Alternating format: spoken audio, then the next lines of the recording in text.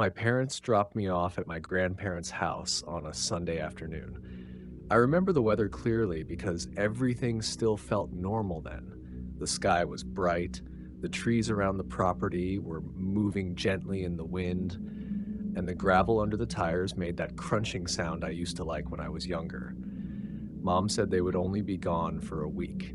7 days, she told me while fixing the collar of my hoodie, and then we'll come get you. I didn't mind staying there. Honestly, I was excited. My grandparents lived far outside the city in this huge old house surrounded by woods. Calling it a house didn't even feel right.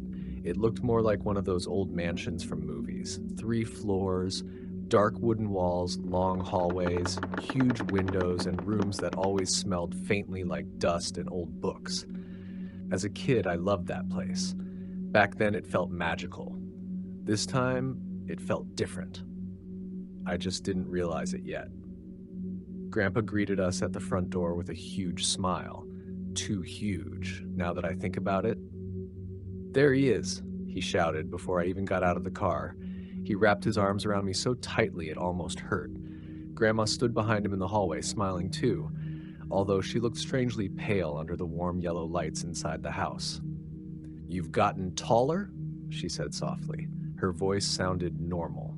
Everything did. The first day was actually fun. Grandpa showed me around the property again, even though I already knew most of it. There was a small pond behind the woods, an old tool shed, and a broken swing hanging from a tree that nobody ever fixed. Inside the house, Grandma cooked constantly.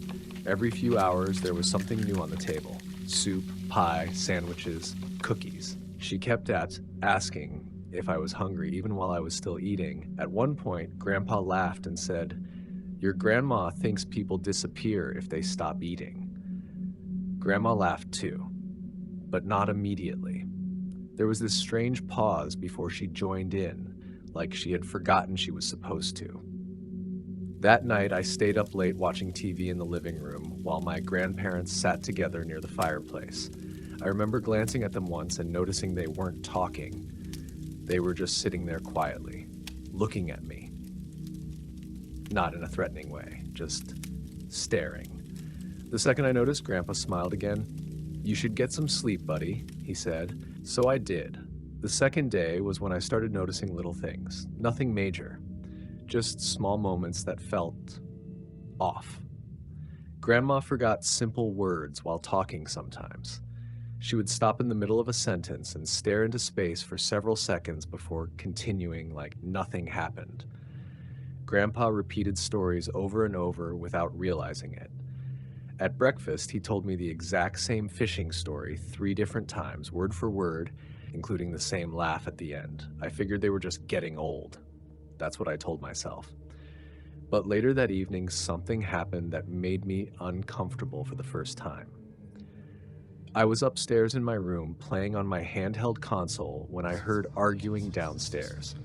Not loud, whispering, aggressive whispering. I couldn't understand most of it, but I heard Grandpa say one sentence clearly. "He's starting to notice." Then silence. Complete silence. A few seconds later, I heard footsteps moving toward the stairs. Fast. I quickly looked back down at my game, pretending I hadn't heard anything. Grandpa appeared in the doorway, smiling so suddenly it felt unnatural. "You winning?" he asked cheerfully. I nodded slowly. For some reason, my stomach suddenly felt tight. That night, I went to bed earlier than usual. The wind outside was louder now, scraping branches against the side of the house every few minutes. My bedroom was on the second floor at the end of a long hallway, far from my grandparents' room downstairs. At first, I couldn't sleep. The house made noises constantly. Pipes creaking, floorboards popping, soft movements somewhere far away. Old house sounds. At least that's what I thought they were.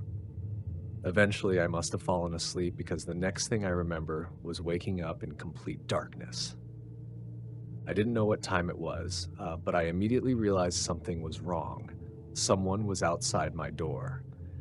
I stayed completely still in bed, listening. At first, I only heard whispering. Very quiet, too quiet to understand. Then I recognized the voices, Grandma and Grandpa. They were standing directly outside my bedroom, whispering to each other, slowly, calmly, like they were discussing something important. And then I heard Grandma say something that made my entire body go cold. He sounds different when he sleeps. I didn't open the door that night. I thought about it for a few seconds, staring into the darkness while their whispers continued just outside my room, but something about the way they were talking made me stay perfectly still under the blanket. Their voices didn't sound normal. It wasn't just the whispering itself, it was the rhythm. Slow, careful, like they were trying not to wake something up instead of trying not to wake me. I could hear Grandma more clearly than Grandpa. "He was making noises again," she whispered. A long pause followed. Then Grandpa answered in a voice so low I almost missed it. "I know." Another pause. "We should check." The floorboards outside my room creaked softly. One step, then another, closer to the door. I remember holding my breath so hard my chest started hurting. I stared at the faint outline of my bedroom ceiling, trying not to move, trying not to even blink too loudly. Then the doorknob moved slightly, just a tiny movement, barely enough to make a sound. But they didn't come inside. Instead, Grandpa whispered something I couldn't understand, and a few seconds later I heard both of them slowly walk away down the hallway. The house became silent again. I stayed awake for what felt like hours after that. The next morning, everything felt normal again. Too normal. Grandma was already cooking breakfast when I came downstairs. The smell of bacon and coffee filled the kitchen, and sunlight poured through the windows like nothing strange had happened during the night. Grandpa was sitting at the table reading a newspaper. The second he saw me, he smiled. "There he is," he said cheerfully. "Sleep good?" I hesitated. For a moment, I almost asked them about the whispering. But then Grandma placed a plate of food in front of me and smiled warmly. "You barely touched dinner last night," she said. "Growing boys need to eat." Her voice sounded completely ordinary, so I convinced myself I had imagined the weirdness. Maybe old people just acted strange sometimes. Maybe I was overthinking things because the house felt unfamiliar at night. That explanation worked, at least for a little while. Later that afternoon, Grandpa took me fishing at the pond behind the woods. The weather had changed overnight. The sky was gray now, and the wind moved through the trees with this constant low sound that almost reminded me of whispering. Grandpa talked the entire walk there, mostly random stories I'd already heard before. But every now and then, he would suddenly stop talking in the middle of a sentence and stare into the woods beside us. Just stare, like he heard something. The first time it happened, I asked, "What are you looking at?" He blinked and smiled quickly. "Nothing." Then he kept walking. The second time, it lasted longer, nearly 10 seconds. His expression changed, too. The smile disappeared completely, replaced by this strange, empty look that made him seem older somehow, older and tired. Then, without looking at me, he quietly said, "You ever feel like somebody's watching you even when nobody's there?" I laughed nervously because I thought he was joking, but he didn't laugh back. That evening, the power went out for almost an hour. Grandma lit candles around the house while Grandpa checked the fuse box downstairs. The mansion looked completely different in candlelight. Bigger somehow. The shadows stretched strangely along the walls, and every hallway seemed darker than it should have been. At dinner, Grandma barely spoke. She kept glancing toward the hallway behind me while slowly tapping her fingers against the table. Steady, constant. Finally, I turned around to see what she was looking at. There was nothing there. When I looked back, she immediately stopped tapping. Then she smiled. "You shouldn't turn around so quickly," she said softly. I frowned. "Why?" Grandma opened her mouth slightly like she was about to answer, but Grandpa interrupted her. "How about pie?" he said loudly. His voice startled both of us. That night I brought a flashlight into my room. I don't even know why exactly. I just felt safer having it near me. Outside, the wind had gotten stronger. Branches scraped across the windows every few minutes with this awful dragging sound that kept pulling me awake just as I started drifting off. Sometime after midnight, I heard footsteps upstairs. Slow footsteps. The problem was, there was no third floor bedroom above mine, only the attic. At first, I thought maybe Grandpa was up there looking for something, but then I heard something else. Dragging. Heavy dragging, like furniture being moved slowly across the floor. I sat up in bed listening carefully. The sound continued for almost a full minute. Then it stopped. Silence. And then very softly, I heard Grandma laughing. Not downstairs, not outside my room, above me. The laugh didn't sound normal. It sounded shaky, wet somehow, like somebody trying very hard not to laugh too loudly.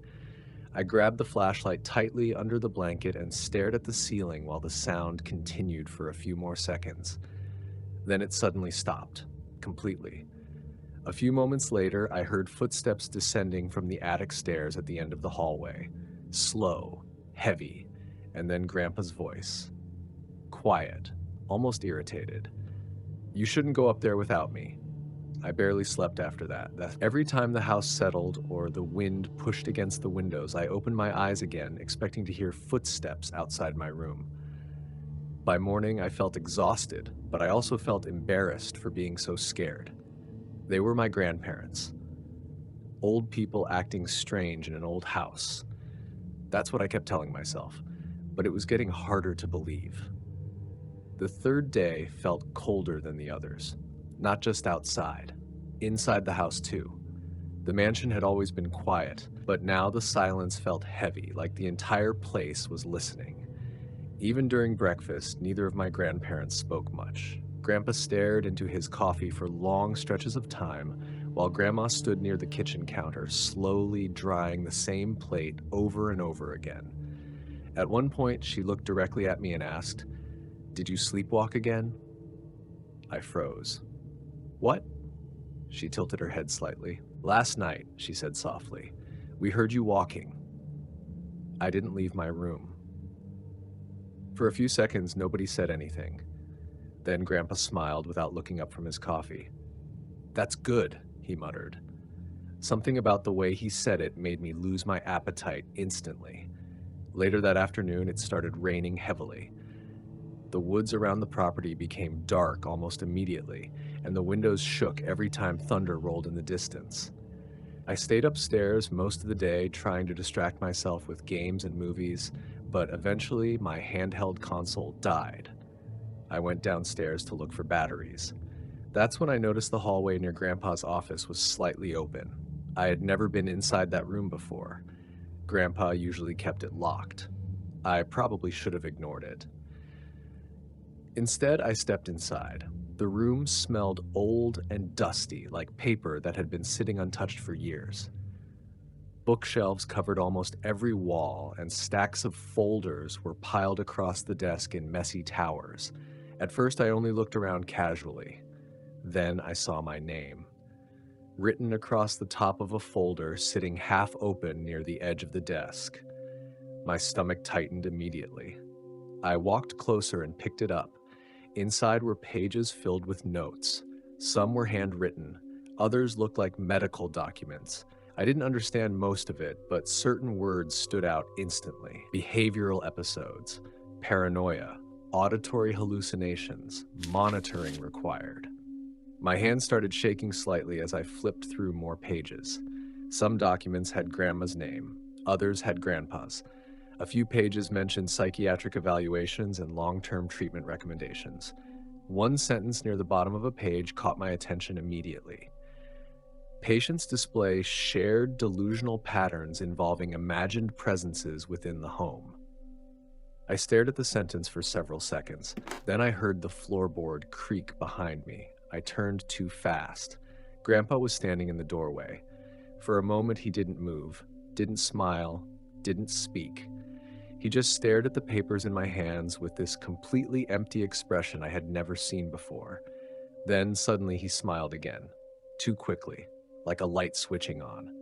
"Oh," he said calmly, "you weren't supposed to see those." My throat felt dry. I was just looking for batteries. Grandpa slowly walked toward me. His movements felt strangely stiff now, almost unnatural. Then he gently took the folder from my hands. "Don't worry about this stuff," he said warmly. "Doctors make mistakes all the time." He placed the papers back onto the desk carefully, too carefully. "They said your grandmother and I were confused," he continued quietly, "but we're not confused." His smile widened slightly. "We just notice things other people don't." I didn't know what to say. I just stood there frozen while thunder shook the windows behind us. Then Grandpa leaned a little closer, not enough to seem threatening, just enough to make me uncomfortable. "Have you noticed them yet?" A cold feeling spread through my chest. Them? For a second, I thought I saw fear flicker across his face. Real fear. But it disappeared almost immediately. "You'll understand eventually," he whispered. Then he smiled again and patted my shoulder like nothing strange had happened.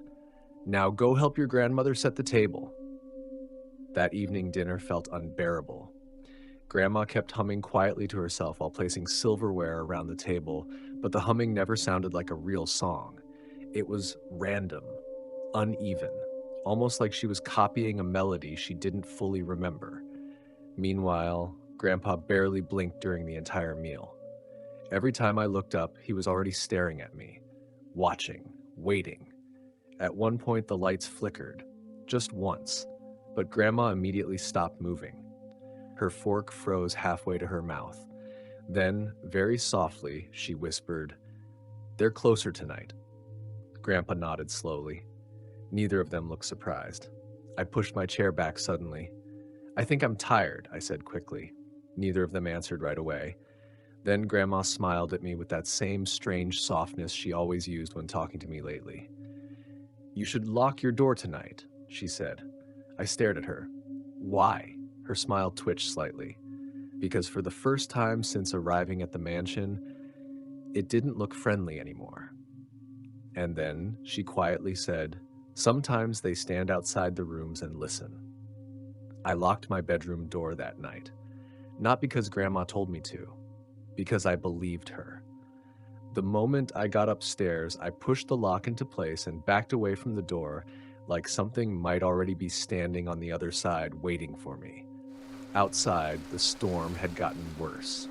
Rain hammered against the windows while wind moved through the trees surrounding the mansion with a deep, constant howl. The house felt alive now. Not haunted. Alive. Every hallway creaked. Pipes groaned inside the walls. Somewhere far below me, I could hear floorboards shifting slowly as my grandparents moved around downstairs.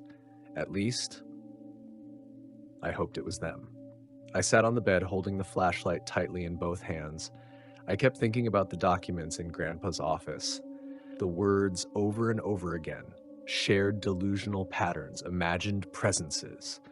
Monitoring required. At first, I thought the papers explained everything. Maybe my grandparents were sick. Maybe they had spent so many years alone in this giant house that they slowly lost touch with reality together. But another thought kept forcing its way into my head. What if they weren't imagining things? Around midnight, the lights went out. Completely. The room dropped into total darkness so suddenly that my chest tightened instantly. For a second, I just sat there listening to the storm, trying to calm myself down. Then I heard footsteps downstairs. Slow, careful, and then Grandma laughed. The sound echoed through the house softly, almost hidden beneath the rain. I switched on the flashlight immediately and pointed it toward the bedroom door. Nothing. Just darkness around the edges of the beam. Then came knocking. 3 soft knocks. I froze. Another 3 knocks followed a few seconds later. Then Grandpa's voice spoke from the hallway. "Hey, buddy," he said cheerfully. "Can you open the door for us?" Something felt horribly wrong about his tone. Too happy. Too calm. Especially this late at night. I didn't answer. Grandma giggled softly outside. "We want to play a game," she said. The hallway fell silent again. I could hear my own heartbeat now, loud enough to almost drown out the storm outside. Then Grandpa spoke again. "You like hide and seek, don't you?" My stomach dropped. For several seconds, nobody moved. Then, quietly, Grandpa added, "You don't really have a choice." The doorknob began turning slowly, not violently, just gently testing the lock. I grabbed the flashlight tighter. "Please stop," I whispered. The knob stopped moving instantly. Complete silence filled the hallway. Then Grandma spoke in a soft sing-song voice that sounded almost excited. "Okay," she whispered. "We'll count first." And suddenly footsteps moved away from the door. Fast. I didn't think. I reacted. I unlocked the window beside my bed, but the storm outside was too violent. Rain and freezing wind exploded into the room immediately. There was no safe way down from the second floor anyway. Then I remembered the old hallway closet near the staircase downstairs. Small, dark, easy to miss. I opened my bedroom door slowly. The hallway was empty. At the far end, near my grandparents' room, I could hear them counting together. Slowly, laughing between numbers. 8, 9, 10. I ran. The mansion looked terrifying in darkness. My flashlight beam shook wildly across the walls while I sprinted downstairs. Every shadow looked wrong. Every doorway seemed deeper than before. Behind me, the counting stopped. Silence. Then Grandpa shouted from upstairs, "Ready or not?" Grandma burst into laughter. Not normal laughter, wild laughter, the kind that barely sounds human anymore. I almost slipped running toward the hallway closet. My breathing had become so fast that my chest hurt, and I could hear my own heartbeat pounding inside my ears while I shoved myself into the cramped space and pulled the door nearly shut. Darkness swallowed everything except the weak flashlight beam trembling in my hands. Then the footsteps started. Slow at first, moving through the mansion one room at a time. I could hear them speaking softly to each other. "He's frightened tonight," Grandma whispered somewhere nearby. "I know," Grandpa answered calmly.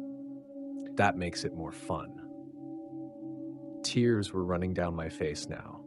I tried covering my mouth so they wouldn't hear my breathing, but I couldn't control it anymore. Every breath shook. Every sound inside the closet felt unbearably loud.